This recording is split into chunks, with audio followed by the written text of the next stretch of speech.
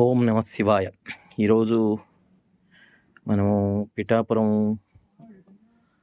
అదేవిధంగా సామర్లకోట యాత్రలో భాగంగా ఇవన్నీ చూడటం జరిగింది. సామర్లకోట వచ్చినప్పుడు ఇక్కడ తెలిసిన విషయం ఏంటంటే, సామర్లకోట దేవాలయం వెనకే పంచారామ క్షేత్రాల్లో ఒకటి సామర్లకోట మనందరికీ తెలిసిందే. కానీ సామర్లకోట వెనక పొలాల్లో బయటపడినటువంటి స్వయంభూ శివలింగం ఇది. ఎంతో అదృష్టం ఉంటే గానీ దర్శించుకోలేము. ఇది 2000 సంవత్సరాల క్రితం పూర్వం బయటపడిందని చెప్పేసి ఆర్కియాలజీ వాళ్ళు కూడా నిర్ధారించడం జరిగింది. ఇది 2000 సంవత్సరాల క్రితందని.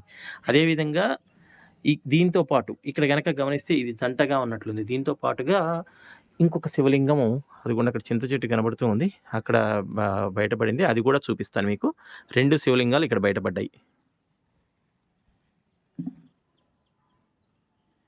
ఈ రెండో శివలింగము ఈ పక్కనే. ఈ రెండూ కూడా పొలాలు దున్నుతూ ఉన్నప్పుడు బయటపడినటువంటి శివలింగాలు. నందీశ్వరుడు. ఓం నమ శివాయ. హర హర మహాదేవ శంభో శంకర సాంబ సదాశివ పరమేశ్వర పాహిమాం పాహిమాం పాహిమాం పాహిమాం. ఇదే ఆ రెండో శివలింగం, పొలాల్లోంచి బయటపడినటువంటి శివలింగం. మన యాత్రలో భాగంగా బీజేపీ లీడర్ సాధినేని యామిని శర్మ గారు కూడా వచ్చి ఈరోజు పిఠాపురంలో అమ్మవారికి కుంకుమార్చన చేసుకోవటం జరిగింది. అదేవిధంగా దత్తాత్రేయుడికి అభిషేకం చేసుకొని చాలా చక్కగా గురుగారితో కలిసి చక్కగా ఇవన్నీ కూడా పీఠాలు తిరుగుతూ ఉన్నాము.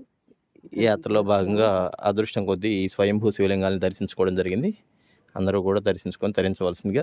తప్పనిసరిగా ఈ తేప వచ్చిన వాళ్ళందరూ కూడా సామర్లకోట దేవాలయం వెనకనే ఉంది. ఇది 1 కిలోమీటర్ వెనకనే ఉంది పొలాల్లో. దర్శించుకోగలరు. ఓం నమ శివాయ. హర హర మహాదేవ శంభో శంకర.